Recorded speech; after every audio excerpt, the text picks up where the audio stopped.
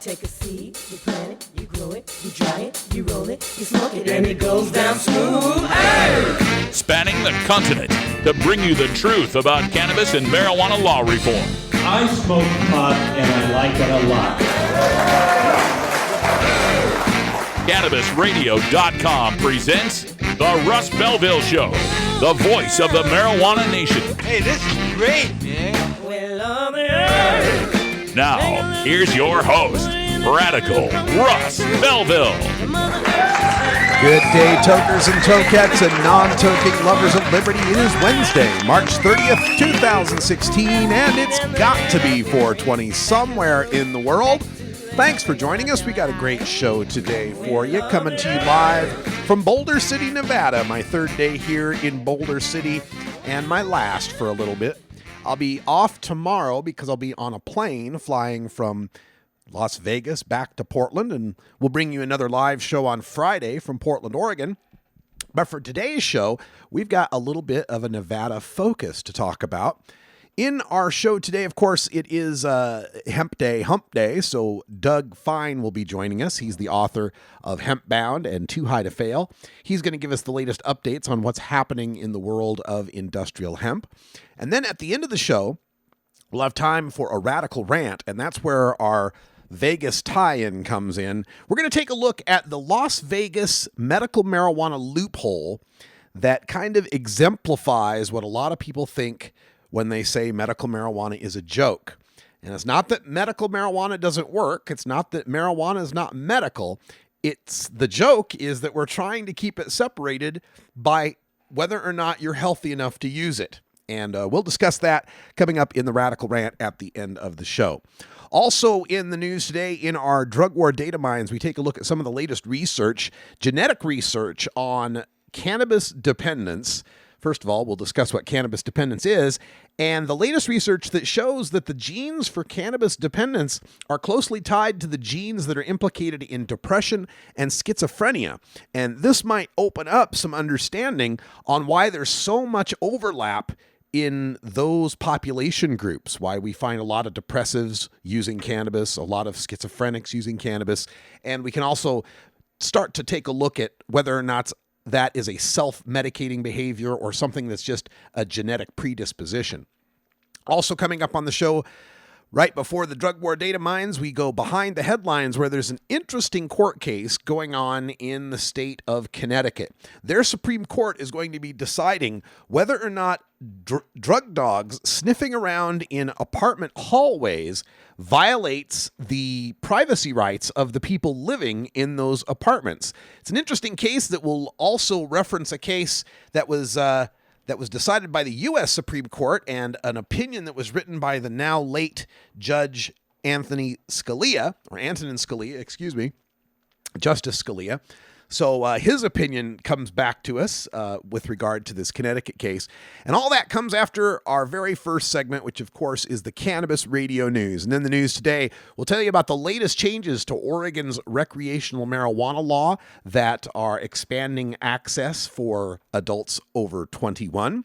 We've got the latest celebrity to join the Cannabis Crusade. We'll tell you all about her product. The state of Maine is looking at implementing a per se DUID limit for marijuana and driving. We've got a Women Grow chapter in Michigan that is sponsoring a panel discussion on medical marijuana for autism, and another corrupt cop story where a police officer was busted for his use of marijuana. Then stay tuned for Hour 2, Toker Talk Radio, where there's so much more in the news for us to discuss. We've got to look at the NFL and their drug testing period that begins, interestingly enough, on 4/20. We've got to look at welfare, drug testing, and the Brookings Institute looking at medical marijuana. We've got Vermont and another lawsuit in Colorado, plus some international stories from Israel, New Zealand, and Ireland. All coming up today on the Russ Belville Show, so stick around. We're back in just 2 minutes.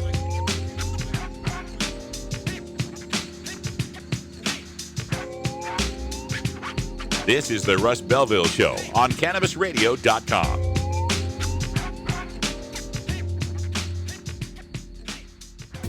Ganjapreneur.com, your guide to the cannabis business world.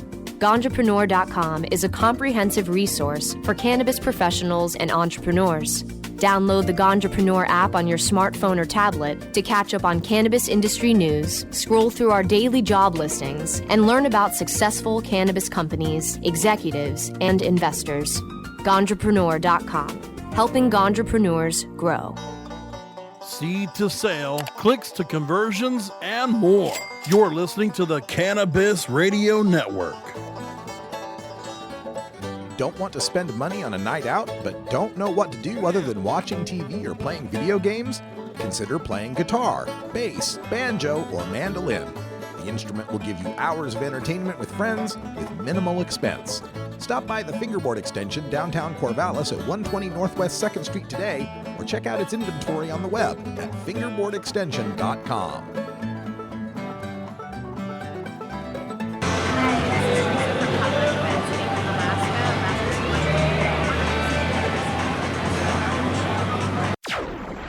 Chung is ready to cut through the smoke and change the tone of Tilk Radio. I hope everybody's got their vape pen handy, or their pipe, or their bong, or whatever you use to do your medicine. But you don't, it's not a requirement. You don't have to be high for this show. Yeah, you do. Okay. I don't know who you're talking to. You have to be high to do anything. At least I do. I don't know about you. In fact, I've been high so long that being straight is another high. The Tommy Chung Podcast, only on CannabisRadio.com. Welcome to my world.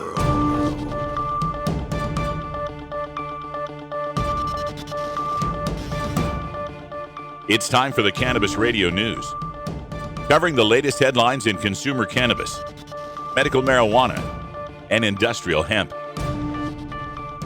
Cannabis Radio News is now available exclusively at CannabisRadio.com. Now your marijuana headlines in 4 minutes and 20 seconds. This is Cannabis Radio News. This is your Cannabis Radio News for Wednesday, March 30th, 2016. Oregon Governor Kate Brown has signed Senate Bill 1511, expanding access to marijuana products at state medical marijuana dispensaries to all adults 21 and older. Oregon passed marijuana legalization as Measure 91 in 2014. That law made possession and cultivation of cannabis by adults legal as of July 1st, 2015. However, the law did not foresee the opening of legal marijuana shops until September of 2016. Last year, the legislature passed an early sales law that allowed all adults to shop at existing medical marijuana dispensaries starting October 1st, 2015. But that law only allowed for the sales of 7 grams of marijuana flower to adults, leaving edibles, tinctures, salves, concentrates, and extracts restricted to medical marijuana patients only. This led many adults in the Portland area to cross the river into Vancouver, Washington, where adults can purchase those items in legal shops. Senate Bill 1511 now allows for the sales of all cannabis products to all adults, though the Oregon Health Authority still has to write the regulations for those sales. The bill also mandates that adult pot shops can sell products to medical marijuana patients free of taxation. Critics maintain that allowing adult shops to sell tax-free to patients and allowing dispensaries to sell all products to adults foreshadows an eventual merging of both medical and recreational marijuana programs. Like Snoop Dogg, Willie Nelson, and Roseanne Barr, Whoopi Goldberg is the latest pot-friendly celebrity to try her hand at cannabis. Goldberg is partnering with Maya Elizabeth, the owner of Edibles in Northern California, to create a line of products designed to help women alleviate menstrual cramps. Goldberg says she was rebuffed by men in the marijuana industry who said that her product was aimed at too niche of a market. Quote, "Hey, this niche is half the population of the earth," Goldberg tells Vanity Fair. "This seems to be people flippantly blowing you off, which is what you get whenever you start talking about cramps. They weren't thinking, how do you target this? I have grown granddaughters who have severe cramps, so this is what I want to work on." End quote. Maine's Senate has passed LD 1628, a bill that would enshrine the same unscientific 5 nanogram per milliliter stone driving limit used in Washington state. The senators voted 19-14 to advance the bill to the democratically controlled Maine House. Maine has legalized medical marijuana, and an initiative to legalize recreational marijuana is tied up in appeals concerning the validity of one signature gatherer who recorded 17,000 of the almost 100,000 signatures to put the measure on the ballot. Maine, like every state in the U.S., already has a law against operating a motor vehicle while impaired by drugs. Law enforcement wants the 5 nanogram per se DUID limit to make it easier to convict marijuana-using drivers found to be impaired. But scientists explain that a 5 nanogram reading on a blood test tells the court nothing about whether a driver is actually impaired. Tragically, many of the state's medical marijuana patients would have baseline levels above that legal limit, even if they abstain from ingesting cannabis for 24 hours. West Michigan Women Grow will be holding a public panel discussion in Grand Rapids next Monday that will discuss the use of medical marijuana for autistic children. The panel includes attorney Michael Comorn, president of the Michigan Medical Marijuana Association, Christian Bogner, MD, who has a child affected by autism, along with other parents of autistic children. Tickets are $25 in advance or $35 the week of the event. To buy tickets or for more information, go to the Women Grow West Michigan chapter's event page. Michigan's regulatory department has refused a petition to add autism as a qualifying condition for medical marijuana treatment. No other medical marijuana state specifically recognizes autism as a qualifying condition, but Pennsylvania's legislature this month has passed the first such law that would recognize autism, and California's broad law allows for such use. A Florida police officer is off the job after a neighborhood tip led investigators to find marijuana and paraphernalia in the officer's squad car. The officer aroused suspicions of visiting a trailer in the neighborhood on a regular basis. This has been your Cannabis Radio News for Wednesday, March 30th, 2016. I'm Russ Belville. Cannabis Confidential with Dr. Dina. Candid. I want to give you the inside story. Captivating. I want to introduce you to my kind and amazingly talented friends. Compelling. We get to meet some of the most amazing cannabis activists and warriors around. Listen in as medical marijuana pioneer Dr. Dina shares never-before-heard stories, chats with cannabis insiders and celebrity friends, and provides invaluable perspective and insight into one of the fastest-growing industries in the world. I want to share with you what was once confidential information. Let's expose the truth, discuss the issues, and learn the facts. Cannabis Confidential, only on CannabisRadio.com. This is the Russ Belville Show, annoying Kevin Sabet since 2012. Hey, this is Willie Nelson for Normal. And I smoke pot and I like it a lot. I learned a long time ago that marijuana is a lot safer than alcohol. There's nothing wrong with the responsible use of marijuana by adults. It's time we stopped arresting and started respecting those who smoke marijuana responsibly.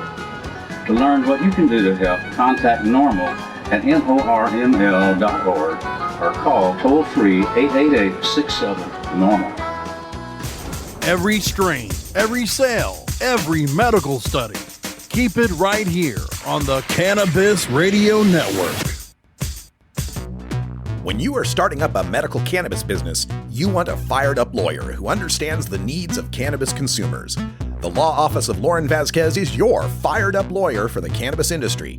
Visit her website, fireduplawyer.com, or call 1-855-MMJ-LAWS for more information. That's 855-665-5297 for Lauren Vasquez, your fired-up lawyer, or email fireduplawyer@gmail.com. The world of cannabis is evolving at a frenetic pace. The Russ Belville Show gets behind the headlines to take a deeper look at breaking news in our Cannabis Focus. Welcome back. In our Cannabis Focus today, we are going to take a look at a Supreme Court case in the state of Connecticut that is very interesting with respect to our privacy rights. And this comes to us from Fox News in Connecticut. And it's about a man who lived in a condo. And what it has to do, this man's name is Dennis Kono. And in 2012, he was arrested when police detected marijuana coming from his apartment. And the way this happened is the apartment residents were complaining that they had, smelled this guy growing marijuana, and this guy was bragging about growing marijuana. So the police got in touch with the apartment building owners and asked if they could run their drug dog in the hallways of the apartment building. And the apartment building owners said, yeah, go right ahead. They run the dog through the hallways. The dog alerts at this guy's door. So with that dog sniff alert, they go and get a search warrant. The cops with the search warrant go into this guy's apartment and they find several small marijuana plants, seeds, growing equipment, and firearms. But when the case went to trial, the judge dismissed the charges against Kono, saying that the dog's sniff outside his door violated his expectation of privacy, and that therefore the search warrant was invalid, should never have been approved. And this is based on a Supreme Court ruling, the United States Supreme Court ruling, that came down in 2013. This ruling was the Florida versus Jardines case. And I may be mispronouncing that guy's last name. But this was a U.S. Supreme Court case that was very, very strange. Very strange because three of the court's liberals, Justice Elena Kagan, Ruth Bader Ginsburg, and Sonia Sotomayor, the three dyed-in-the-wool liberals, were joined in this decision in the majority, a 5-4 majority, by Antonin Scalia and Clarence Thomas. If you can find another Supreme Court case where Clarence Thomas and Scalia were on the same side as Kagan, Ginsburg, and Sotomayor, I'll give you $1, because I can't think of another case. And Scalia, the one of the most conservative justices we've ever had, actually wrote the majority opinion. He said, quote, "It was a straightforward," end quote, case. And it all hinged on the concept of curtilage. What this was, in the case of Florida v. Jardines, a drug-sniffing dog was brought to the front porch of this guy's house, and the drug-sniffing dog alerted. Based on the alert, they got a search warrant. They search the house. They find the marijuana plants. Jardines argued that should be suppressed because having the dog outside of his house sniffing at the door was a search without a warrant. Now, that search then got them the warrant, but the dog's sniff itself was a search. And Scalia wrote, quote, "When it comes to the Fourth Amendment, the home is the first among equals. The right to be free of unreasonable government intrusion inside the home would be of little practical value if the state's agents could stand on the home's porch or side garden and troll for evidence with impunity. The officers who conducted the search had all 4 of their feet and all 4 of the companions, the dogs, firmly planted on the constitutionally protected expansion of Jardines' home."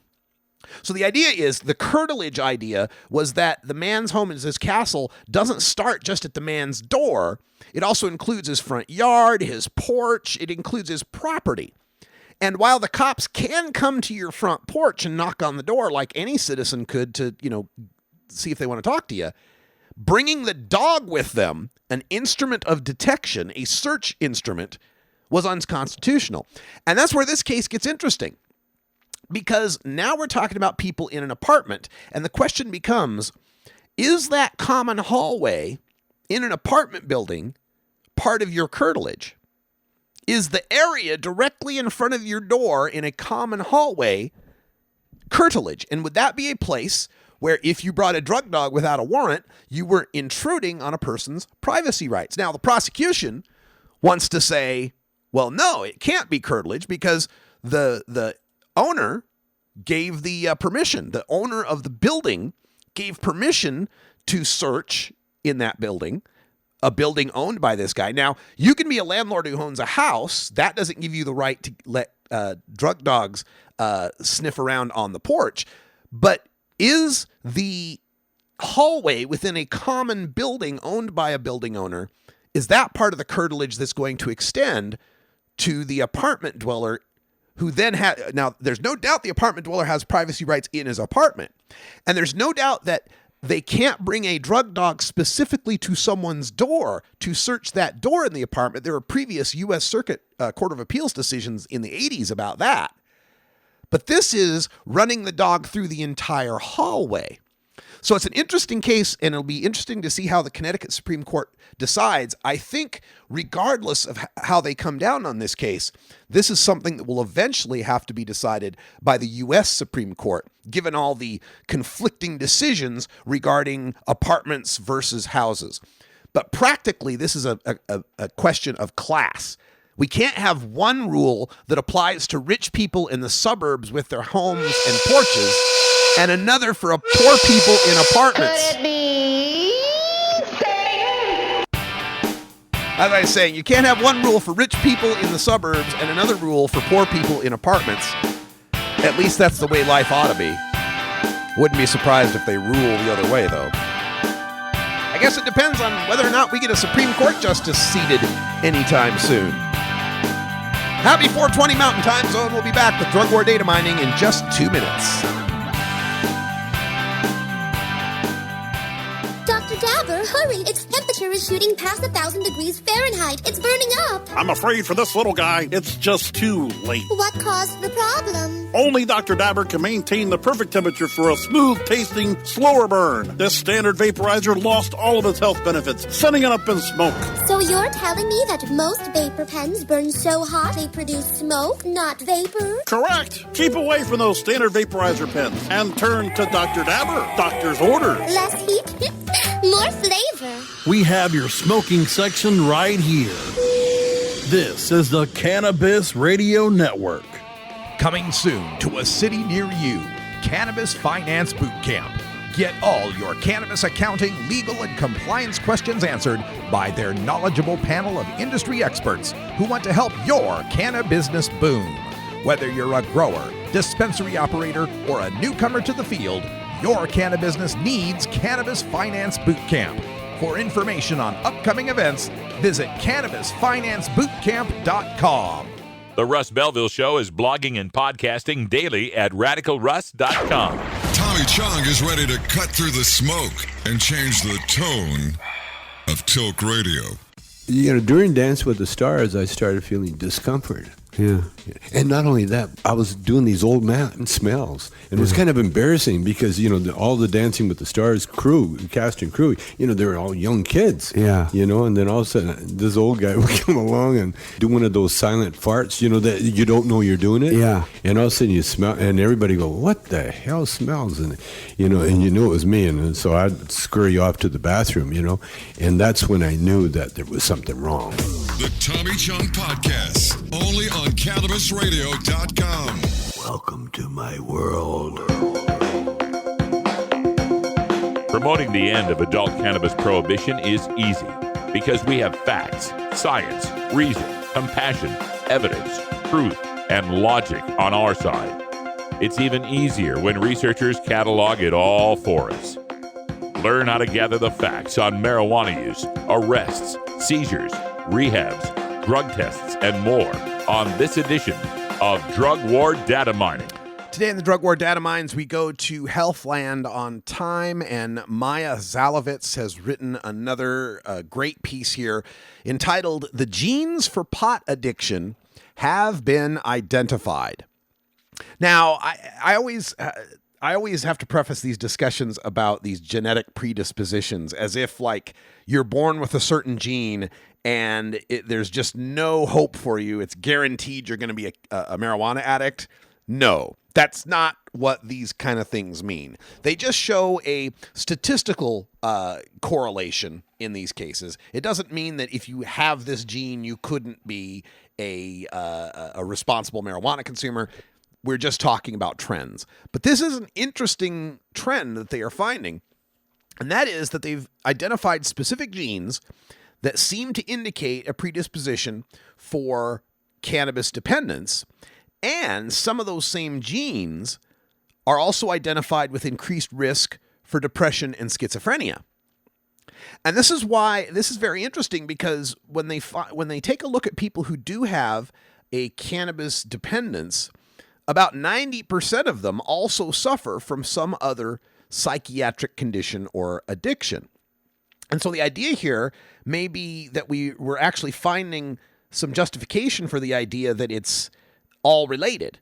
You know, for the longest time when we've spoken with Dr. Mitch on our show, we always point out that, yes, there are people that get depressed and then use cannabis, or people that have schizophrenic tendencies that use cannabis, but it doesn't show that the cannabis caused those tendencies. They just seem to go together like peanut butter and jelly. It doesn't mean you have to always eat peanut butter with jelly. There's a correlation there. So the authors said, quote, "We were surprised to find a genetic risk overlap between cannabis dependence and major depression. This is coming out in a study in the Journal of the American Medical Association Psychiatry. And the way they did this study is they found 15,000 people that were in 3 different groups, and they noted what their genetic makeup was. Now, in these groups, the people with cannabis dependence ranged between 18% and 36% of the people in those 3 groups. That's a great deal more than what you'd find in the general population. The general population is about 9% of the people have a cannabis dependence. So in these groups, we're talking about groups with twice to 4 times the regular rate of cannabis dependence, but that's just because they're trying to tease out these genetic markers. So they're naturally going to try to pick people that have that dependence. So one of the genes they discovered was linked to the risk for both depression and marijuana addiction or cannabis dependence. And what they're saying here is that the people with genetic risk for depression are simply more likely to smoke pot excessively, and that could be a form of self-medication in their case. They point out that this is also something that is correlated with youth. We find that when people do develop a schizophrenic type of disability or disorder, that it tends to happen in the later parts of the teenage years, between 15 and 18. This also tends to be the time that people take up marijuana consumption, if they do at all, is usually between the ages of 15 and 18. It's hard to work out the exact, what's causing what, but we find that the studies that are showing that pot smokers, for example, are more likely to have schizophrenia. Again, this study about the genetics is showing us that just might be expected. It just might be expected because somebody who's likely to get schizophrenia is also likely to smoke pot, or someone who's likely to smoke pot might be the type who's likely to have schizophrenia, but it doesn't mean one causes the other. They're also taking a look at research on autism, attention deficit disorder as well. There was a second gene discovered that was found to be involved in the early development of the nervous system, and trying to tease out these genetic markers and what effects they might have are helping us to come up with better understanding of what's going on with people that do develop these terrible problems of cannabis dependence. And we should note, on this show, we like to point out that cannabis is safer than alcohol and can be used responsibly. But there can be a tendency among people in our community to discount the reality of cannabis dependence for some people and to say that it's all made up or they're just trying to pull a fast one on us. And folks, that's not true. Some people do have a demonstrable psychiatric condition of cannabis dependence. So we won't make light of it. We will understand that this is a problem for some people, but we also need to understand that just because it is a problem for some people, just like some people are alcoholics, it doesn't mean that we want to ban alcohol or put alcoholics in jail. All right, we're going to take a break. We'll come back in a couple of minutes, and when we return, we've got a Hemp Day Hump Day update with Doug Fine. Unfortunately, Doug is in the Rocky Mountains and unable to get a cell signal for us, so we're going to replay our update with Doug from a couple of weeks ago, where he fills us in on the latest advances in industrial hemp. We're back in 2 minutes. Stick around.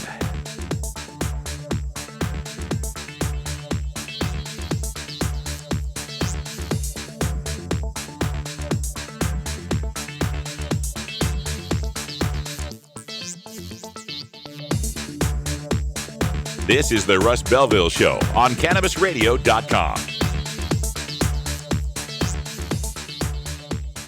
Cannabis Confidential with Dr. Dina. Candid. I want to give you the inside story. Captivating. I want to introduce you to my kind and amazingly talented friends. Compelling. We get to meet some of the most amazing cannabis activists and warriors around. Listen in as medical marijuana pioneer Dr. Dina shares never-before-heard stories, chats with cannabis insiders and celebrity friends, and provides invaluable perspective and insight into one of the fastest-growing industries in the world. I want to share with you what was once confidential information. Let's expose the truth, discuss the issues, and learn the facts. Cannabis Confidential, only on CannabisRadio.com. You're listening to the Russ Belville Show on CannabisRadio.com, where we don't change our mind on decriminalization during an election year. This is Cannabis Facts from Robert Platshorn's TheSilverTour.org, supported by our donors and Hemp Inc., poised to lead America's hemp revolution at hempinc.com. In 1937, the second most prescribed medicine, marijuana, was banned. It wasn't about marijuana. The paper, oil, and chemical industries lobbied to end hemp farming. No longer labor-intensive, an acre of hemp produced more quality paper than 4 acres of trees. Plastics and fibers could be produced from a plant. Hemp can even produce 10 times the energy of today's ethanol. As marijuana prohibition ends, many states now allow farmers to again grow hemp. This was Cannabis Facts from TheSilverTour.org, an educational nonprofit supported by our donors and Hemp Inc., a public company poised to process America's hemp crop at hempinc.com. Earn your PhD in THC monetization with CannabisRadio.com. Don't be late.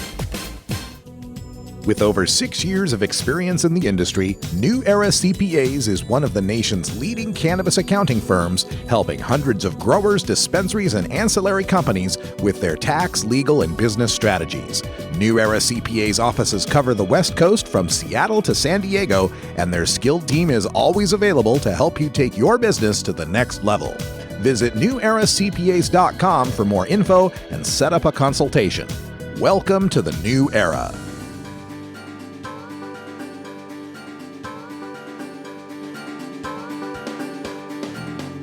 Marijuana legalization also ushers in the return of the American hemp industry. Get the latest news from the author of Hempbound and Too High to Fail, Doug Fine, in our Hemp Day Hump Day update. Well, it's almost like deja vu. Feel like we just heard that theme. Welcome back, everybody. We've got Doug Fine on the line here talking in our Hemp Day Hump Day update, and we're waiting for a call in from Morris Beagle, who'll be joining us from Northern Colorado Hemp. Welcome back, Doug.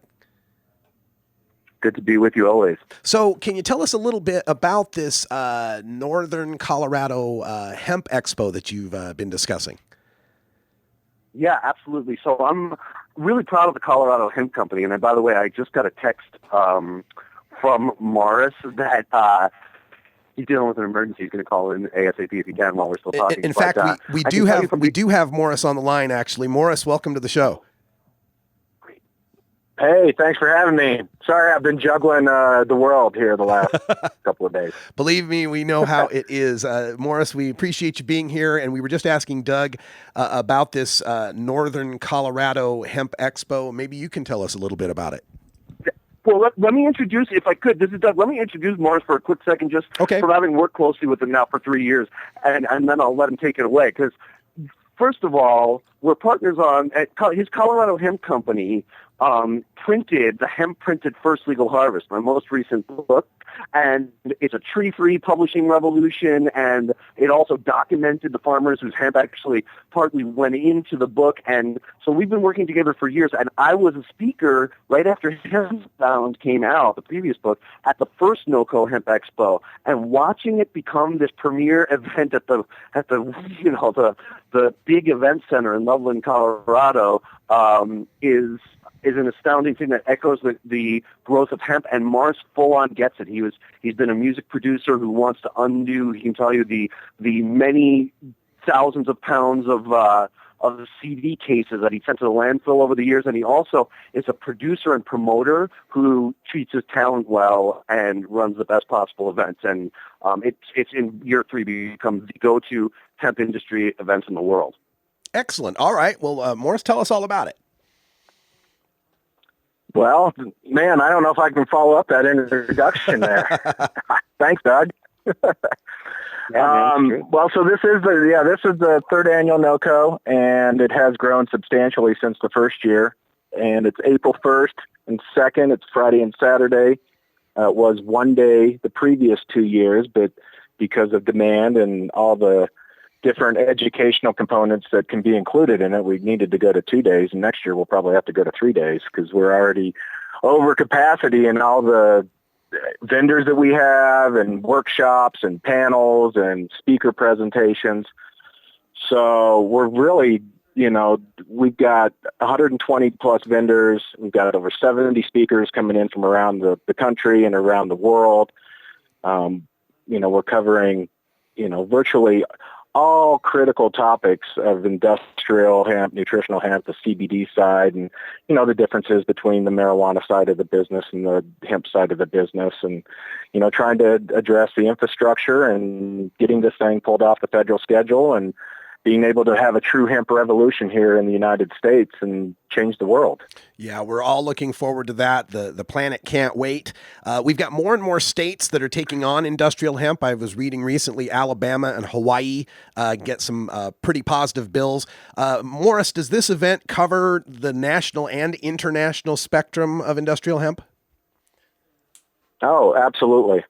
So it's grown from a kind of a Colorado-based event the first year with some outreach to the national and international side of things, to last year we had people from Europe and people from Canada that came and they spoke. And this year we've got, people from China and Australia and Europe and Canada. And we're talking about not just the domestic industry, but the international, global industry.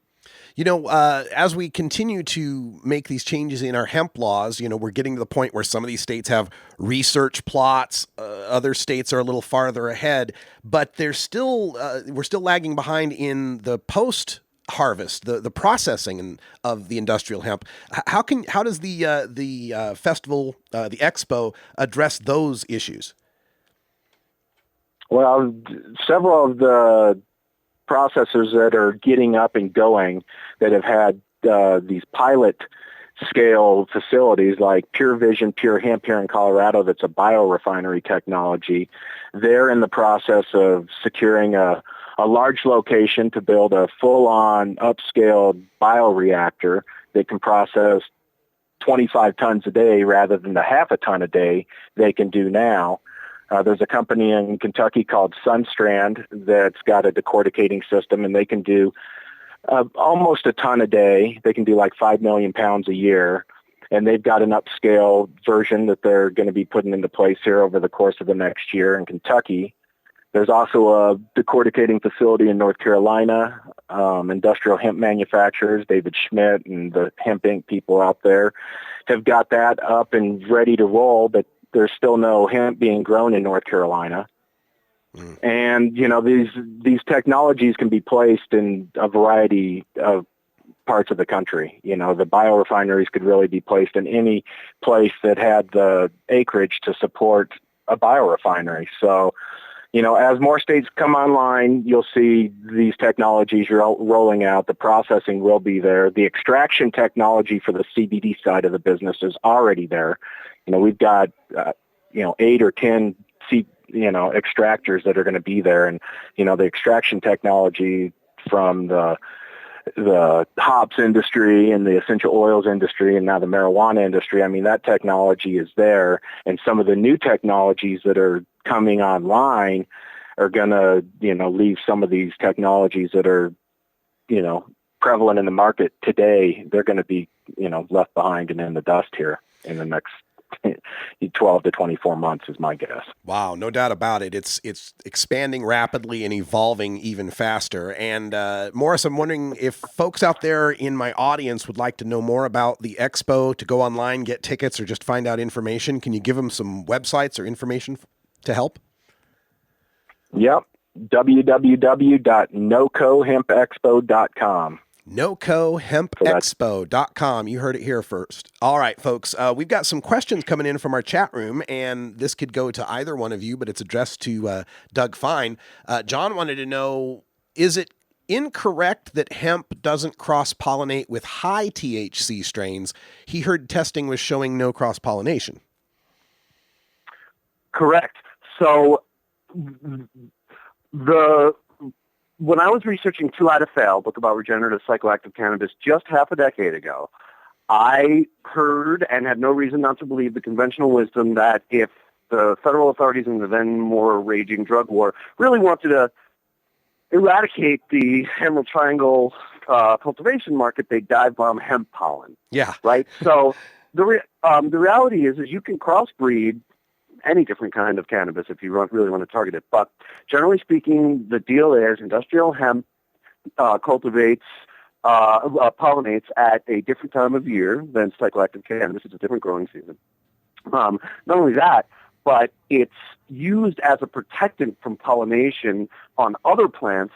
And I saw in Europe different cultivars of hemp being grown catty-corner to each other on multi-acre plots, and none of the farmers were worried about it. It was about good farming, good communication. That's all that it takes. And so two farmers in Oregon last year grew adjacent hemp cannabis farm, and at NOCO I'll have in my keynote talk a slide that's where I take a show of hands from the audience. Which one of these is the psychoactive and which one of these is a hemp? They're huge 5+ pound plants, flowering plants, leaning into each other, hugging each other, literally loving each other.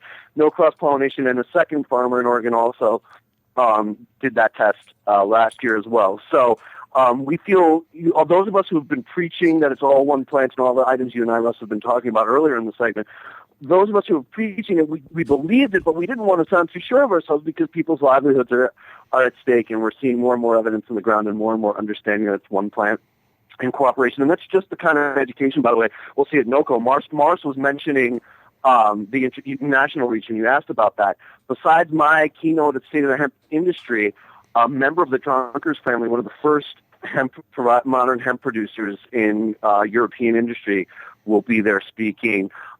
It's just an unbelievably sort of broad array of people that everybody wants to be. It's like being in a Woody Allen movie. They know that Morris is a good person, does a good job. Everybody wants to be there.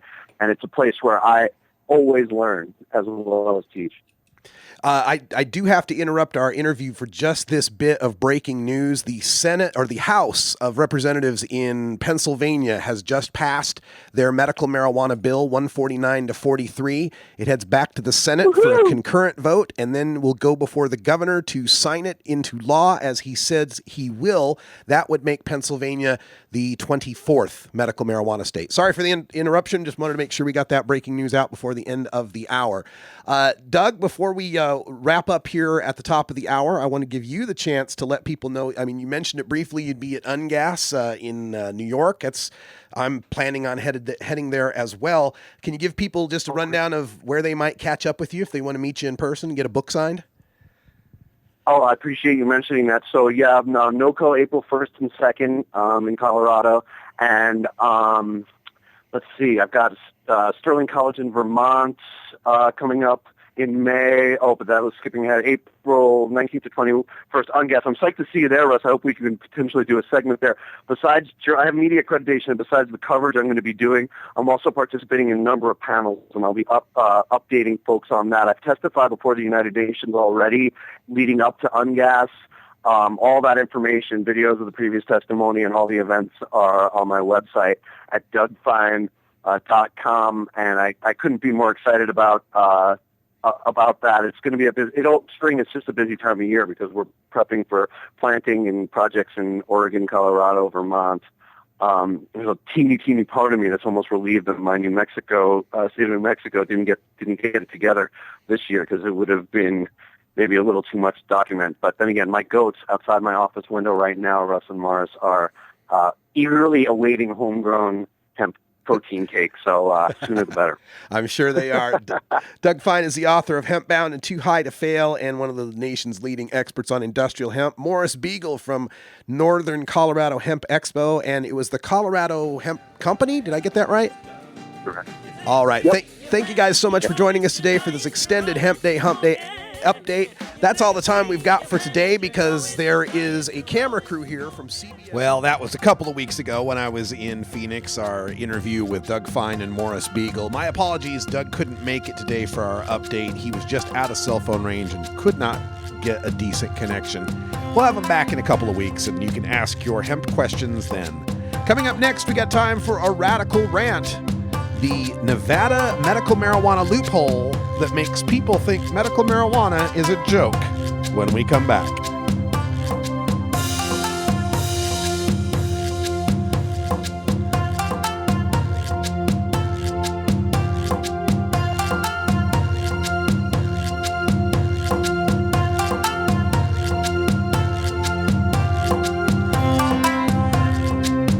This is the Russ Belville Show on CannabisRadio.com.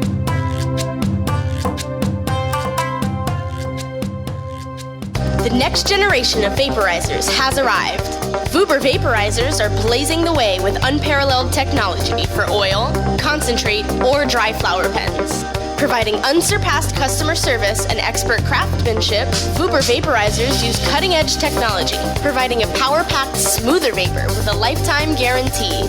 Experience vaporizing the way it was meant to be. The Vuber way.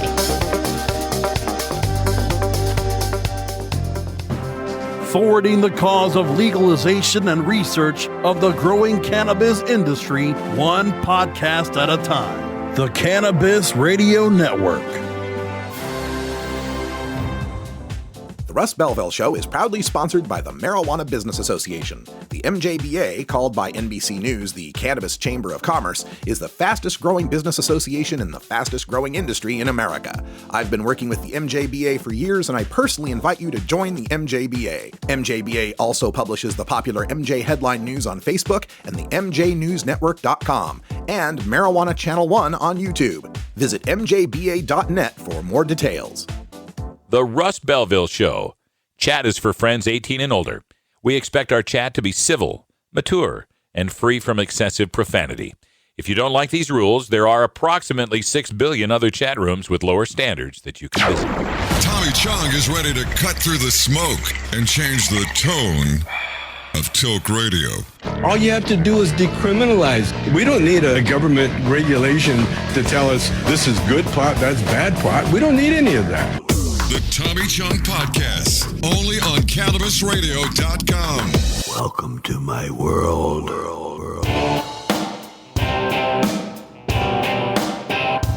We must wage what I have called total war against public enemy number one. I support a change in law to end federal criminal penalties for possession of up to 1 ounce of marijuana.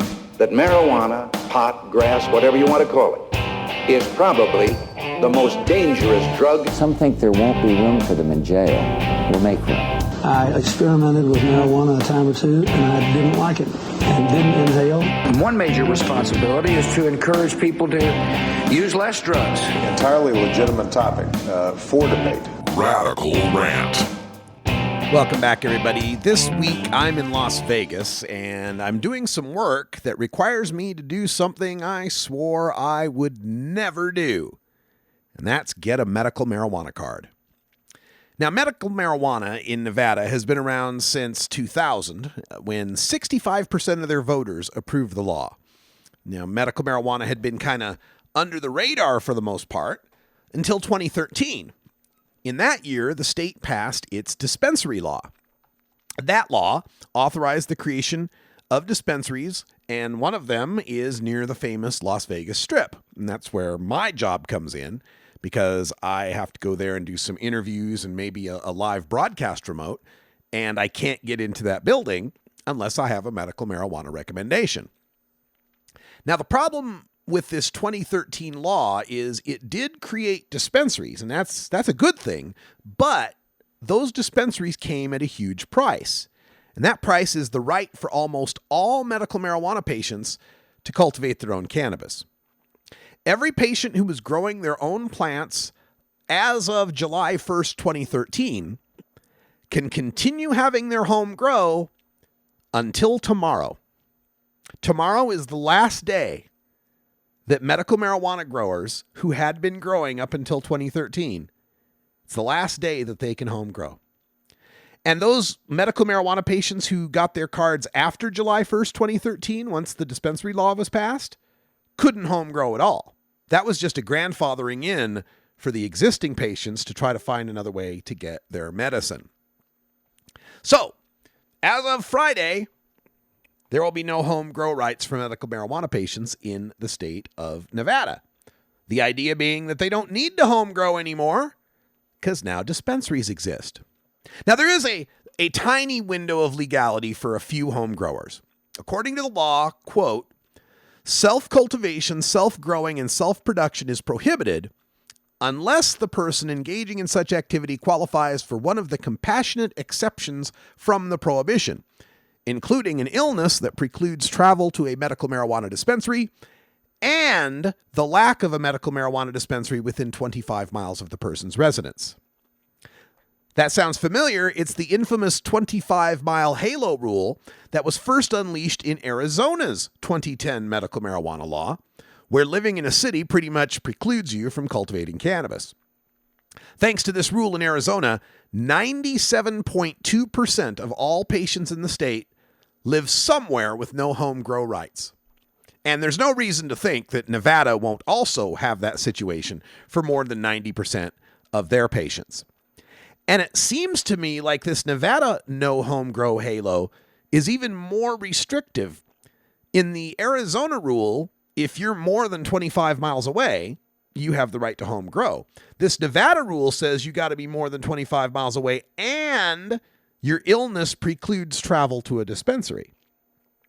Now, I'd like to check the actual text of the law, but that's the way this description has been written up, as if you have to have both to get your exception.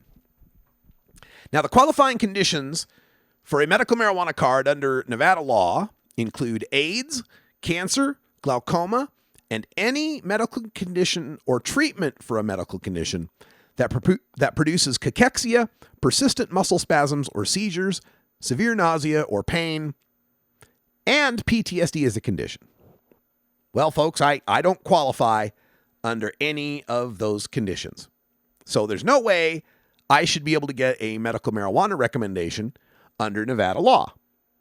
So I'm out of luck, right? Wrong. The same law that passed in 2013 that established Nevada dispensaries also established reciprocity for medical marijuana recommendations from other states. Simply put, your out-of-state medical marijuana card is good in Nevada. There is a catch. It's only good at one dispensary that you designate. So, while I'm never going to qualify for a medical marijuana card under Nevada's law, I'm more than able to qualify under California's lax standards.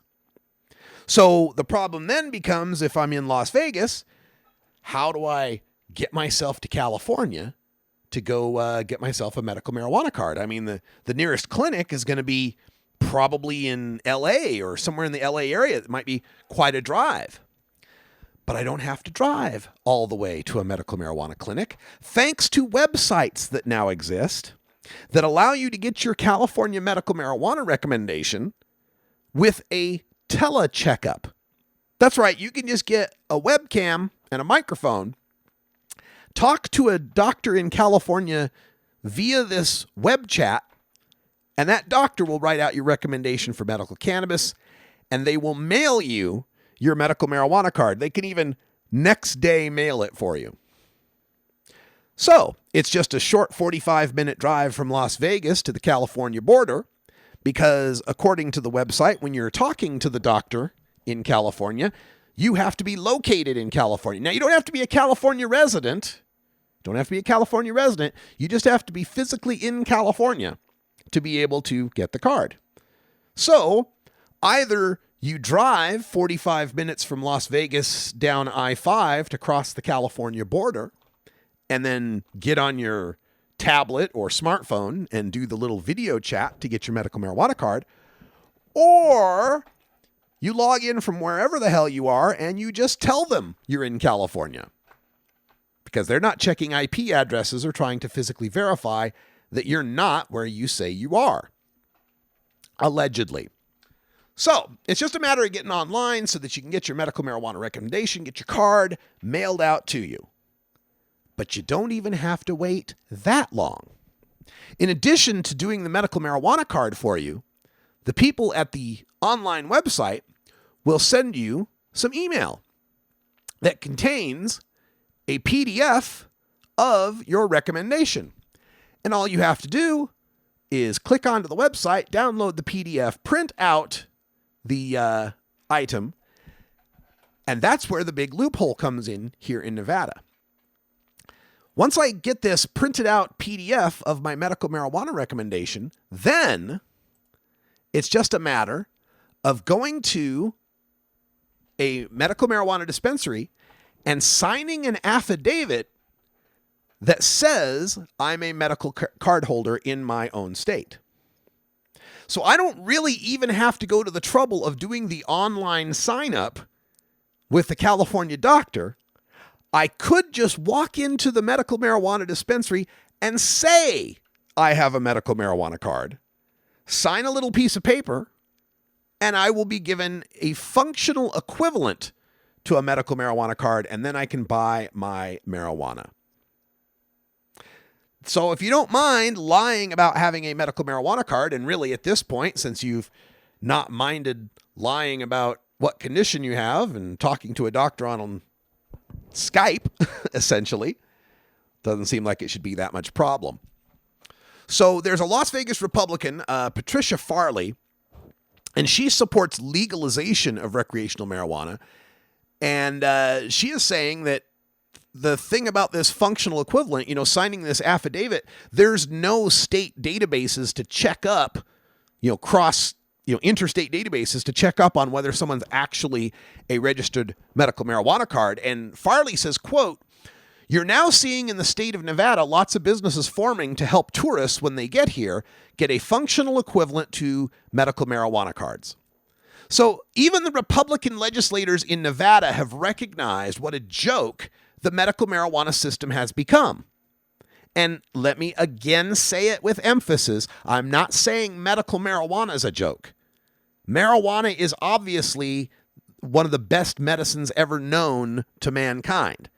We're not saying marijuana doesn't work for patients. We're not saying patients don't get benefit from it. We're not saying patients or all patients are lying about what's going on. What we're saying here is the system that has been established to separate the sick from the healthy is a joke. That system is either an absurd joke when we talk about California and teleconferencing and the ease with which anybody, healthy or not, can get a recommendation, or we're talking about a tragic joke where you take it to a state like New York or Minnesota, where it's or Illinois, where they've made the program so restrictive, trying to separate the sick from the healthy, that many of the sick people end up on the wrong side of the line because the legislators there don't want it to look like the absurd joke of California or Nevada, where anybody can get a card and it's essentially legal recreational marijuana. And the root of this joke on either side, either the absurd side or the tragedy side, is the joke of trying to say marijuana is two different products based on why the people are using them. Folks, marijuana is marijuana. It doesn't matter if I want to smoke it to get high or you want to smoke it to ease your pain. It's still marijuana. Trying to separate people or trying to separate a market and criminally punish some of the market while allowing the rest of the market based on arbitrary decisions of health is bound to create these absurdities and these loopholes that the healthy people will try to jump through. Let's just legalize marijuana for everyone. Whatever your reason is your own business. Folks, that's all the time we got for Hour 1, but stay tuned. Hour 2 is coming up next. We got international news from Ireland and Israel and New Zealand. We got all sorts of other stories bubbling up through the courts and through the legislatures. And we'll take your calls at 971-533-7111. Don't forget to stay tuned for Stoner Jesus at the top of 5 o'clock, and at 6 o'clock, the new Tommy Chong podcast on CannabisRadio.com. This is the Russ Belville Show. The Russ Belville Show is blogging and podcasting daily at RadicalRuss.com. For everyone here at CannabisRadio.com, I'm Radical Russ. Thanks for joining us, and until next time, take care of each other, tokers. You take a seed, you plant it, you grow it, you dry it, you roll it, you smoke it. You take a seed, you plant it, you grow it, you dry it, you roll it, you smoke it, and it goes down smooth.